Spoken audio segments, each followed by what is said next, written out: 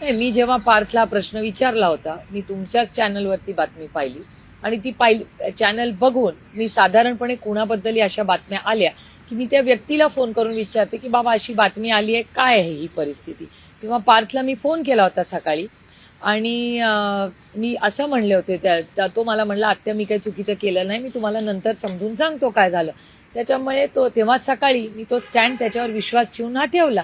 आणि मला असं वाटतं आपण इन्क्वायरीचा जो कागद आहे तो इस्तोवर वाट बघू. पण एक गोष्ट ही खरी आहे की त्यावेळीच जेव्हा म्हणजे मी पार्थवर विश्वास ठेवला आणि त्यांनी जेव्हा मला सांगितलं की मी काही चुकीचं केलं नाही, त्याच्यावर मी तो विश्वास ठेवून ते स्टेटमेंट तेव्हा केलं.